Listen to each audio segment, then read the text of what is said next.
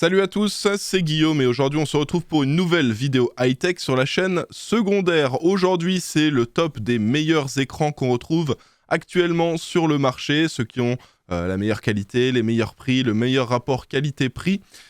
Et comme d'habitude, vous retrouvez les liens et les références de tous les écrans que je vous recommande, c'est dans la description de la vidéo juste en bas. Alors comme d'habitude, si la vidéo vous plaît, n'hésitez pas à mettre un petit pouce bleu si ça vous a été utile. Petit rappel aussi, on est sur la chaîne secondaire, donc si vous êtes abonné à la chaîne principale mais pas encore à la chaîne secondaire, n'hésitez pas à le faire et à mettre la petite cloche pour recevoir toutes les notifications. Pour rappel, les vidéos c'est tous les lundis et vous avez aussi le mercredi les bons plans. Et dans cette vidéo, je vais vous expliquer déjà dans un premier temps comment bien choisir son écran gamer. Et dans un second temps, je vous fais la liste de tous les écrans que je vous recommande pour de la Full HD, de la Quad HD, de la 4K, de l'ultra wide, etc. Il y a plein de références ultra intéressantes en ce moment. Alors on commence tout de suite avec le lexique, histoire que vous compreniez exactement de quoi je parle quand je vous parle de taux de rafraîchissement, de dalle IPS, de ratio 21/9, etc. Si jamais vous connaissez tout ça, normalement vous avez un petit chapitre, vous pouvez avancer directement au chapitre avec la liste des écrans et comme ça, ça vous évite d'avoir à regarder ça si vous connaissez déjà tous les termes techniques. Alors on commence déjà avec la taille de l'écran. Quand je vais vous parler de taille d'écran, je vais vous parler d'écran 24 pouces, 27 pouces, 32 pouces. Alors peut-être que vous ne savez pas à quoi ça correspond à la diagonale de l'écran, la taille de la diagonale, et c'est exprimé en pouces. Donc si vous voulez l'équivalent en centimètres, vous faites x 2,54. Donc par exemple un écran 24 pouces, vous multipliez par 2,54 et vous avez la diagonale en centimètres. Comme ça, si vous voulez faire vos calculs, voir si ça rentre dans votre bureau, etc. Voilà, vous pouvez avoir les infos comme ça. Deuxième info importante, quand je vais vous parler d'écran, je vais vous parler de définition. Alors des fois on entend aussi résolution. Résolution c'est le terme anglais en fait. Et la définition, ça correspond à la quantité de pixels que vous allez avoir sur l'écran en largeur et en hauteur. Donc par exemple un écran Full HD, ça va être un écran avec 1920 pixels de large pour 1080 pixels de haut. Vous avez la Quad HD, c'est 2560 par 1440. Vous avez la 4K, alors on dit 4K mais techniquement la 4K c'est un format pour le cinéma. Le vrai terme normalement ça doit être l'UHD, l'ultra haute définition, et ça c'est 3840 pixels de large pour 2160 pixels de haut, et dites-vous que la vraie 4K pour le cinéma normalement c'est 4096 pixels de large. Donc voilà, donc là je vous parlerai de Quad HD, de 4K, de Full HD, et maintenant vous saurez exactement à quoi ça correspond. À côté de ça, il y a aussi le format qui est important. Donc la plupart des écrans sont en format 16 neuvième, c'est le format classique. C'est un ratio de 16 pour 9. En fait, ça correspond au ratio exactement qu'on a entre la largeur et la hauteur de l'écran. Et pour info, donc on a les écrans 16 neuvième, mais on a aussi des écrans ultra wide, c'est des écrans 21 neuvième, avec un ratio de 21 pour 9. Donc ceux qui ont un écran 16 neuvième, c'est ce que vous avez partout, c'est comme les télés que vous avez dans le salon. C'est un ratio de 16 pour 9. Si vous prenez du 21 neuvième, c'est des écrans plus larges. Pour info, ça correspond au ratio qu'on a quand on va au cinéma. En général, les films, ils sont justement en 21 neuvième. Ce qui fait que si par exemple vous prenez un écran 21 neuvième, vous n'aurez pas les bandes noires en haut et en bas de l'écran quand vous regardez un film sur Netflix par exemple. Et enfin, vous avez aussi du 32 neuvième. Alors ça, c'est très particulier. Ça s'appelle du dual wide. Et le 32 neuvième, c'est comme si vous aviez deux écrans 16 neuvième collés l'un à côté de l'autre, mais sans aucune bordure entre les deux. Et ça, c'est un format d'écran qui est très apprécié par ceux qui font de la simulation automobile, tout ce qui est sim racing, ou même de la simulation de vol. Voilà, ça peut être intéressant. Ceux qui jouent par exemple à Flight Simulator. Je sais qu'en général, ils apprécient beaucoup les écrans en 32 neuvième. Donc voilà les différents formats. Dans cette vidéo, je vais vous proposer des écrans en 16 neuvième, beaucoup en 16 neuvième. Il y en aura quelques-uns aussi. Il y aura une catégorie ultra wide avec du 21 neuvième et du 32 neuvième. Ensuite, je vais vous parler du taux de rafraîchissement. Donc ça, c'est très important quand on achète un écran. Le taux de rafraîchissement, ça s'exprime en Hertz. Et ça correspond au nombre de fois où un écran va pouvoir actualiser l'image affichée chaque seconde. Donc si vous avez un écran 144 Hz, l'écran peut afficher jusqu'à 144 images par seconde. 240 Hz, 240 images par seconde, c'est très très simple à comprendre. Et donc vous avez compris que plus le taux de rafraîchissement va être élevé, plus l'écran sera en capacité d'afficher une image fluide. Alors attention, il y a quand même quelque chose de très important à prendre en compte, c'est que si vous avez un écran 4K 144 Hz, voilà, il va falloir, pour que vous puissiez l'exploiter à fond, avoir une config qui arrive à faire tourner les jeux en 4K à 144 images par seconde, idéalement. Donc il va falloir que vous ayez une config qui va vous permettre d'exploiter à fond cet écran. Ce serait dommage d'avoir une config à 600 € qui permet de jouer en 4K à 30 images par seconde, par exemple, et d'acheter un écran 4K 144 Hz. Donc essayez de prendre un écran qui va pouvoir être exploité en grande partie par votre PC, sauf si vous avez comme projet dans les prochains mois ou d'ici un an, par exemple, d'upgrade votre carte graphique ou de changer de PC. Là, ça peut être intéressant de se dire, allez, je prends un bon écran maintenant, et plus tard, j'améliorerai la config, mais au moins, j'aurai déjà un bon écran que je pourrais exploiter pour le coup à fond dès que je ferai un upgrade de ma config. Donc voilà, faites bien attention parce que le taux de rafraîchissement, il y en a, ils prennent des écrans là en ce moment du Quad HD de 140 Hz, et ils ont des cartes graphiques qui permettent pas de les exploiter à fond. C'est un petit peu dommage, c'est un peu du gâchis, quoi. À côté de ça, on a les différents types de dalles aussi. Donc vous allez voir, à chaque fois que je vais vous parler d'un écran, je vais vous expliquer quelle dalle il a. Donc on a les 4 types de dalles les plus répandus, c'est les dalles TN, les dalles VA, les dalles IPS et les dalles OLED. On commence par les dalles TN, elles sont très très peu répandues aujourd'hui, c'est ce qu'on avait beaucoup à l'époque, il y a encore 4, 5, 6 ans. C'est des dalles qui ont une réactivité très très très faible, donc elles sont très très réactives, donc le temps de réponse est très très faible, et l'intérêt qu'il y avait avec ces dalles TN, c'était on achetait un écran, si on jouait à un jeu en compétitif, c'était très réactif, et pour ceux qui jouaient en compétitif, c'était très intéressant. À côté de ça, on avait les dalles VA et les dalles IPS qui étaient moins réactives, mais aujourd'hui elles se sont tellement améliorées, on arrive tellement à avoir des dalles réactives que il n'y a plus vraiment d'intérêt de prendre des dalles TN, parce que les dalles TN, la qualité de l'image n'était pas très bonne. Là où les dalles VA et dalles IPS, la qualité est bonne. Donc aujourd'hui, vous verrez, il n'y aura pas de dalles TN dans les écrans que je vous propose, parce qu'on a des très très bons écrans avec des dalles VA et des dalles IPS. Donc concernant les dalles VA, la grosse particularité, c'est que vous allez avoir un excellent contraste. Donc ça peut être intéressant en jeu, si vous jouez à des jeux, par exemple, je sais pas, un jeu de shoot, par exemple Call of Duty, vous jouez à Call of Duty, il y a un gars, il est dans un bâtiment qui est sombre, et vous êtes à l'extérieur, et ben avec un écran classique qui n'a pas une dalle VA, qui a un moins bon contraste, et ben vous n'arriverez pas forcément à le voir dans des zones sombres. Alors que là, vu qu'on a un bon contraste, et on a des belles différences entre les différentes couleurs de noir, et ben on va pouvoir plus facilement distinguer par exemple des ennemis dans ces zones-là. Donc ça, c'est assez intéressant. Le contraste, c'est le gros point fort des dalles VA, et les dalles IPS, leur gros point fort, c'est la qualité de l'image. Donc si vous jouez à des jeux solo avec des belles images, je pense si par exemple vous jouez, je sais pas, à Assassin's Creed Valhalla, enfin vous jouez à des jeux comme ça, je vais fortement vous recommander de partir sur une dalle IPS, ça peut être super intéressant. Et le 4e type de dalle, c'est les dalles OLED. Alors les dalles OLED, vous allez voir, elles ont énormément de points forts, et elles ont un gros défaut. Alors les dalles OLED, le temps de réponse est excellent. Dites-vous que les dalles classiques, on parle de 1 milliseconde, 2 millisecondes, 3 millisecondes. Les dalles OLED, c'est 0,03 millisecondes. Autant vous dire, c'est instant. C'est instantané la mise à jour des pixels quand ça part de la carte graphique. Donc c'est ultra réactif, il n'y a pas mieux. Autre chose, le contraste est parfait. C'est même mieux que sur les dalles VA, étant donné qu'une dalle OLED, ça ne fonctionne pas avec un rétroéclairage. C'est chaque pixel qui s'allume et qui s'éteint indépendamment. Donc si vous voulez afficher un noir parfait, eh ben, le pixel il s'éteint. Donc il n'y a pas mieux en termes de contraste. La qualité des couleurs aussi est excellente. Et le seul truc qu'on peut un petit peu lui reprocher, c'est que des fois, la luminosité n'est pas aussi bonne que sur les autres écrans, mais elle est largement suffisante pour tout ce qu'on en fait. Le gros défaut, c'est le prix, c'est ça. On a des écrans qui sont vraiment excellents en tout point. Par contre, quand il faut sortir la carte bancaire, là, ça fait un petit peu mal. Donc, les écrans OLED sont encore un petit peu chers. Hein. Donc, vous verrez, je vous ai sélectionné quelques écrans OLED.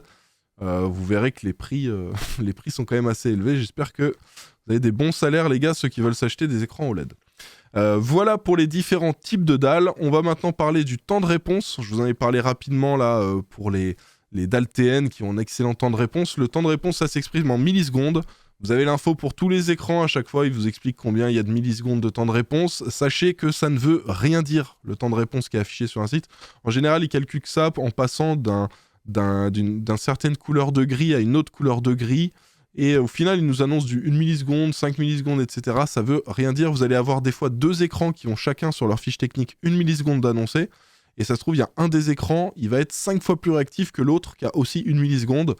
Donc moi, le conseil que je vous donne, c'est ne vous fiez pas à ce qu'il y a sur les fiches techniques, et éventuellement essayer de chercher une review dédiée de l'écran en particulier. Moi, c'est comme ça que je fais aussi pour sélectionner les écrans que je vous mets dans ce guide d'achat, histoire de vraiment sélectionner ceux qui sont vraiment réactifs, quoi. Donc voilà, et ensuite je vais vous parler aussi d'autres technos, je vais vous parler de G-Sync et de FreeSync. Donc quand je vous parle de ça, c'est par rapport à un souci qu'on peut avoir sur les écrans qui s'appelle le screen tearing. C'est des déchirures qu'on a sur l'écran, et ça arrive quand l'écran, donc qui par exemple aurait un taux de rafraîchissement, je sais pas, de 240 Hz, et que le PC ne génère pas exactement 240 images par seconde. Donc si par exemple le PC il génère 220 images par seconde ou 300, il y a une différence entre ce que génère le PC et ce que peut afficher l'écran, et ça peut faire des déchirures de l'écran, c'est pas agréable. Et le G-Sync et le FreeSync, ça permet d'éviter justement ces déchirures d'écran, et ça donne une belle impression de fluidité. Donc voilà, c'est des technos qui sont quand même assez intéressantes. FreeSync développé par AMD, G-Sync par Nvidia. Et donc voilà, donc quand vous avez une carte graphique Nvidia, vous pouvez activer G-Sync. Quand vous avez une carte graphique AMD, vous activez FreeSync. À côté de ça, je vais aussi vous parler un petit peu du VESA. Alors vous verrez, il y a certains écrans, ils ont 4 emplacements pour visser à l'arrière. Ça s'appelle l'emplacement VESA. Alors il y a du VESA 100, ça veut dire qu'il y a 100 mm entre chaque vis, donc 10 cm. Il y a du VESA 75, là il y a 7,5 cm entre chaque vis.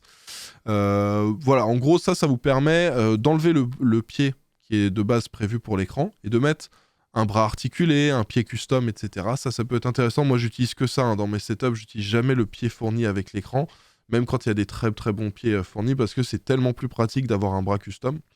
Donc voilà, donc prenez en compte, si vous achetez un écran, vérifiez s'il y a du VESA, si jamais vous comptez changer le bras. Et dernière chose dont je vais vous parler, c'est la courbure de l'écran. Vous verrez, il y a des écrans, c'est du 1800 R, d'autres c'est du 1500 R, d'autres c'est du 1000 R. En général, les gens ne savent pas exactement à quoi ça correspond. En fait, le 1000, donc, ou le 1500 ou 1800, ça correspond au rayon d'un cercle, la taille d'un rayon d'un cercle, et la courbure va correspondre à la courbure justement de ce cercle. Ce qui fait que si vous avez du 1800 R, ça va être une courbure plus faible que si vous avez du 1500 R, qui sera aussi une courbure plus faible que si vous avez du 1000 R. Donc partez du principe que quand vous voyez la courbure 1500 R, plus ce nombre va être bas, plus ce sera une courbure élevée. Donc à vous de voir, le 1500 R c'est ce qui est le plus répandu, le 1000 R c'est déjà une très très belle courbure. Et voilà, maintenant vous avez toutes les informations pour bien choisir votre écran. Dès que je vais vous parler de différents termes techniques, normalement vous savez tout, vous allez tout comprendre. Alors du coup on commence tout de suite avec les premiers écrans. Là on a un écran de chez Core UI. C'est le moins cher et c'est du 16 neuvième. Donc là, on est à 109 € affiché, mais il y a un petit coupon de 5 €, ce qui fait que vous l'avez pour environ 105 €. Celui-là, c'est vraiment l'écran basique. Je vais le recommander uniquement à ceux qui n'ont pas plus de budget pour leur écran. Ceux qui ont vraiment un très très très petit budget, vous ne pouvez pas mettre plus de 105 € dans votre écran. Vous pouvez partir sur celui-là. C'est du 22 pouces, c'est seulement du 75 Hz en taux de rafraîchissement. Bon, 5 millisecondes en temps de réponse, on est sur de la Full HD, c'est vraiment l'écran basique. Prenez-le si jamais vous n'avez pas plus de budget, et ça vous fera un bon écran secondaire pour plus tard quand vous aurez fait un upgrade sur un meilleur écran. Mais j'aurais tendance à pas vraiment vous le recommander. Je voulais quand même sélectionner cet écran-là pour ceux qui ont vraiment un tout petit budget. Un qui peut être vraiment intéressant, celui-là c'est un de mes préférés du moment. 145,99, un écran de chez Core UI en 1080p, donc 1920 par 1080, et 165 Hz pour le taux de rafraîchissement, et on est sur une dalle IPS, donc avec des très très belles couleurs. 145 €, c'est ultra intéressant pour un écran comme celui-ci. Donc si jamais vous avez un budget aux alentours des 150 €, celui-là pour moi c'est le meilleur choix. Je vous ai quand même trouvé 2 autres alternatives à cet écran-là, mais celui-là est vraiment super intéressant. Et pour info, si vous connaissez pas la marque Core UI, c'est une marque, on l'a vu apparaître il y a quelques mois, et avec Geekview on se posait des questions, on se demandait si c'était bien. On a chacun commandé des écrans de chez Core UI pour pouvoir les tester, voir la qualité. Et la qualité est vraiment très bonne, la qualité de fabrication aussi. Donc en soi, la seule info qu'on n'a pas, c'est est-ce que les écrans ils fonctionnent toujours aussi bien au bout de 5 ans, 7 ans, 8 ans, 10 ans. étant donné que c'est une marque quand même assez récente qu'on a vu apparaître en France que très récemment. Ça, on n'a pas encore l'info, mais en tout cas, en termes de qualité de fabrication, en termes de qualité d'image, c'est validé. Donc du coup, c'est un écran que je vous recommande à fond. Si jamais il n'est plus disponible à ce prix-là, on ne sait pas, imaginons là, il est à 180 € quand vous regardez la vidéo, il y a un autre choix, il y a celui-ci. Alors celui-ci, là, actuellement, au moment où je tourne la vidéo, il est au même prix. Mais il est un petit peu moins bien, on est sur une dalle V1, mais il est quand même très similaire. Donc regardez si celui-ci n'est pas disponible. Par hasard, parce que si jamais celui-ci n'est plus à un prix intéressant, vous pouvez éventuellement partir sur celui-là. Et si celui-là n'est pas disponible non plus, ou alors est à un prix beaucoup plus élevé, vous avez enfin celui-ci de chez BenQ, le Mobius EX240N, où là aussi on est sur du 24 pouces, Full HD, 165 Hz, et voilà, c'est 170 €, donc c'est un peu plus cher, mais vous avez quand même un très très bon écran pour ce prix-là, si jamais les deux précédents ne sont plus dispo. On enchaîne toujours avec des écrans en Full HD, là on est sur un écran de 27 pouces, Full HD, et attention, regardez le taux de rafraîchissement 240 Hz. Donc là, écran avec un taux de rafraîchissement très élevé. Moi, sur mes recommandations, je ne vous recommande pas particulièrement d'aller au-delà des 240 Hz. C'est pour ça que le max du max du max que vous allez voir dans cette vidéo, c'est 240 Hz. J'ai testé à une époque du 240 Hz face à du 360. En vrai, on voit quasiment aucune différence, et je pense que c'est vraiment des joueurs ultra compétitifs qui sont dans le top mondial de leur jeu qui vont éventuellement voir une différence. J'avais testé ça à l'époque avec Gibbs sur Valorant et j'avais pas été ultra convaincu. Donc pour moi, le 240 Hz a un intérêt léger face au 144, 165. Par contre, le 360 n'a pas vraiment d'intérêt. Donc là, 240, très intéressant, et surtout au prix auquel on le retrouve, hein. Je sais pas si vous vous rappelez, mais il y a genre un an et demi, fallait mettre 400 € pour avoir un écran 240 Hz. Là, 229. En plus, c'est un bon modèle de chez AOC. Donc voilà, c'est un écran que je vous recommande à fond. En plus, 0,5 millisecondes en temps de réponse. Bon, si vous avez regardé la première partie de la vidéo, vous savez ce que j'en pense. Mais voilà, on est quand même sur un écran qui est très réactif. Et on a du FreeSync qui est proposé avec. Donc pour les joueurs avec des cartes graphiques AMD, vous serez contents. 229 € pour cet écran-là. On passe maintenant à une autre catégorie d'écran. On passe aux écrans Quad HD. Donc là, 2560 par 1440 pixels. Donc c'est de la Quad HD. On est avec un taux de rafraîchissement de 144 Hz. On a une courbure 1800 Hz, donc c'est une courbure très légère. Mais c'est surtout ce qui est intéressant avec cet écran-là. Donc 27 pouces Quad HD, pour moi, c'est ce qui est parfait. Pour de la Quad HD, je vous recommande du 27 pouces, éventuellement du 32 pouces si vous voulez un grand écran. Si vous jouez en Full HD, du 24, ce sera parfait. Et si vous voulez un écran 4K, partez au moins sur du 32 pouces, c'est mes recommandations. Donc là, 210 €, c'est ça qui est incroyable avec cet écran-là, c'est que là, vous avez un écran 27 pouces Quad HD 144 Hz à 210 €. Et pourtant, c'est un écran avec une bonne dalle, une belle qualité d'image. Et clairement, Core UI, ils sont en train de casser le marché des écrans en ce moment. Et voilà, donc c'est tant mieux, hein, parce que ça va forcer les autres constructeurs à baisser encore leur prix. Donc c'est plutôt cool. 210 € pour cet écran-là. Pour ceux qui veulent un petit peu plus grand en format, là on a du 32 pouces, hein, je vous en parlais un petit peu avant. C'est un petit peu plus cher, hein, 289 €. Et on est là sur une dalle VA en Quad HD avec 165 Hz pour le taux de rafraîchissement.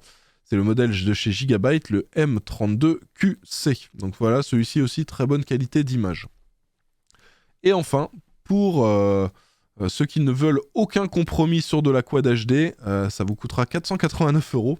Vous avez cet écran de chez Iyama. Alors je ne vais pas vous lire le nom à rallonge, hein, c'est un modèle G-Master. Là on est sur de la Quad HD, donc 2560 par 1440. On a une dalle Fast IPS, 1 milliseconde de temps de réponse, et surtout du 240 Hz pour le taux de rafraîchissement. C'est pour ça qu'il est plus cher que les autres, hein. Regardez, il est quasiment au double du prix des autres.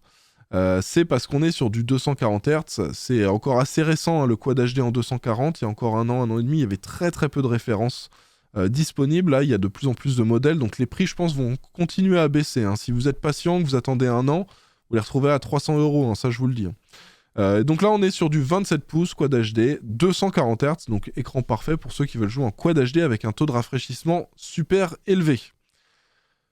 On passe maintenant aux écrans en ultra wide. Donc là, c'est du 21/9. On a le Samsung Odyssey G5, le G55T en 34 pouces. Donc là, 34 pouces, C'est comme si vous aviez un écran 27 pouces mais plus large. Voilà, en termes de hauteur c'est la même chose mais vous avez plus en largeur. Ultra Wide Quad HD, donc 3440 par 1440 pixels, on est bien sur du 21/9. Il est incurvé avec une courbure 1000 Hz et on a un taux de rafraîchissement de 165 Hz. Et tout ça pour 400 €. Alors attention, c'est une promo temporaire, là il est à 439 actuellement. Mais même à 439, ça reste un bon modèle intéressant pour ce prix-là. Alors pour info, je vous ai trouvé une alternative, dans le cas où celui-ci serait plus disponible ou si l'autre ne serait plus disponible. Là, vous avez deux modèles qui sont intéressants dans ces prix-là.